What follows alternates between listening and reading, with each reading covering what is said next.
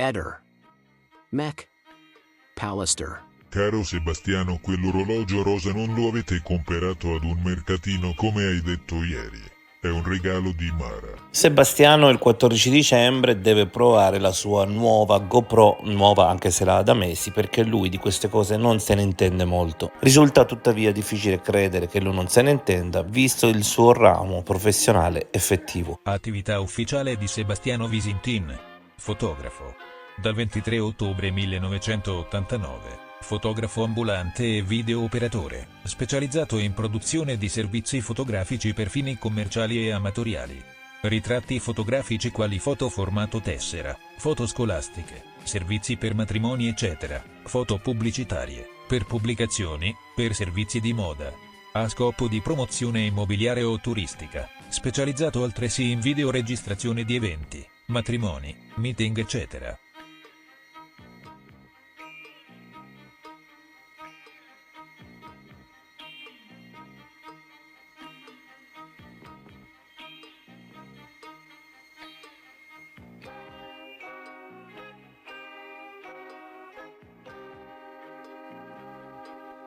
Fulvio dice a te che sei il mio maggiordomo, ma chi lo dice a lui che è diventato lo scemo del villaggio? A Piazza Reggio Berti non c'è una telecamera fissa che riprende, passa casualmente un bus alle 12:50 e gli inquirenti ci piazzano dietro una possibile Liliana, ma come vedete il passo qui sembra molto più maschile che femminile. Oltretutto ricordiamo che Iva riconosce una persona vestita di scuro e questa sagoma non è sicuramente vestita di scuro. Questa è la Liliana dei cassonetti e ha un passo molto diverso proprio nel modo di muovere le gambe.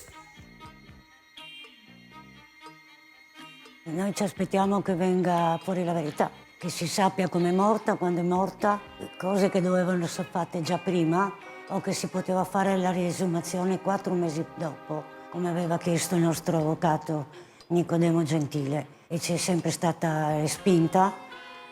In prossimità della chiusura delle indagini per suicidio noi abbiamo fatto ricorso, l'avvocato ha scritto 300 erotte pagine facendo il punto su tutto quello che per noi non era stato fatto. Abbiamo fatto il sit-in e il dottor Dainotti ci ha dato ragione perché ha stabilito che bisogna chiarire 25 punti. Principalmente cosa rende inverosimile l'ipotesi del suicidio? Perché il confezionamento che le è stato fatto, uno non esce di casa con un cordino piccolo così quando aveva tante matarse nel cassetto, che però strano la polizia non le ha viste.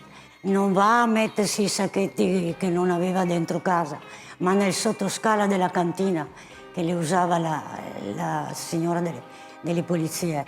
Mette una bottiglietta d'acqua scaduta da un anno, che lei non la portava l'acqua neanche quando andava in bicicletta d'estate, per dire.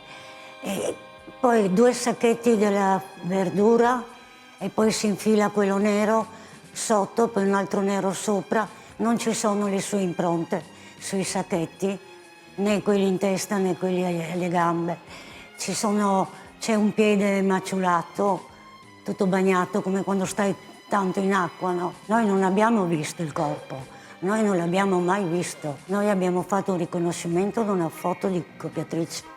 E se già là si vedevano i segni in volto come se avesse preso delle botte, non posso immaginare cosa si poteva vedere dal vivo, che non hanno voluto farci vedere. È possibile che Liliana e Sebastiano fossero in crisi?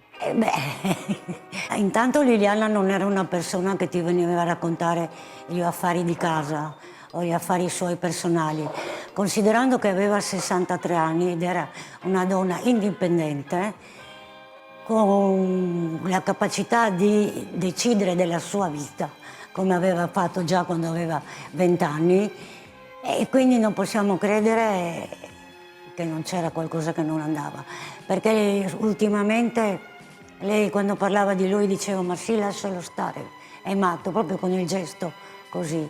A qualcuno ha raccontato che era stufa e quindi ha cercato come divorziare. È matto, ma lascialo stare che è matto. Cioè lui anche quando veniva a casa mia che si poteva fare un discorso normale come si fa tra parenti, no? Cosa hai fatto ieri, dove sei stato, come stai? Lui sviava il discorso, stava sempre lì con il cellulare, poi sbazzicava una frase. Tu conoscevi da molto Claudio Sterpin? Io questa persona l'ho conosciuta una trentina d'anni fa, in circostanze che ho già raccontato, non so se volete che racconto, perché lui era nella fanfara dei Bersaglieri, il compagno di mia mamma era nella fanfara dei Bersaglieri e noi ci siamo frequentati nelle occasioni delle feste del 3 novembre, insomma nelle feste, nelle circostanze in città, si faceva le cene sociali, eccetera. Quindi io lo conoscevo, certo non sapevo che era l'amico di Liliana. E dopo, quando è successo questo e lui si era palesato, diciamo, no? Io al momento non mi ricordavo di lui perché nel frattempo erano passati una ventina d'anni. Però quando ha cominciato a raccontare cose della mia vita, della mia famiglia, della famiglia di mio cugino, poi fai 1 più 1, non può sapere cose. Sebastiano poteva non sapere di Claudio? No, questo lo posso dire con certezza perché lui la seguiva, lei andava con le amiche a bersi il caffè, la chiamava sul cellulare, dove sei? Lei rispondeva sono qua, sono là. 5 minuti dopo arrivava, andava a fare la spesa con il fratello, 5 minuti dopo se lo trovavano davanti al supermercato. Cioè ci sono tante piccole cose che fanno capire che lui comunque la seguiva, comunque maneggiava i suoi cellulari, comunque la controllava, perché forse lei aveva già accennato qualche cosa. Poi lui fa vedere sempre, cioè io vorrei spiegare una cosa, noi siamo nate da famiglie di esuli istriani.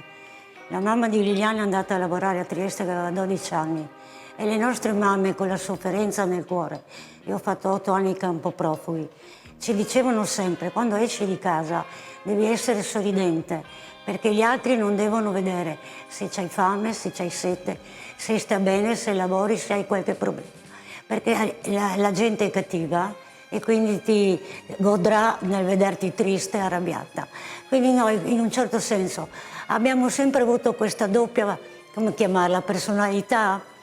Fuori di casa andava tutto bene. Purtroppo così siamo cresciute. Sebastiano e Claudio hanno ancora qualche segreto inespresso? Se parliamo di Claudio, io non devo fare il suo avvocato difensore perché in 26 mesi si è difeso benissimo da solo. Sebastiano non ha raccontata giusta.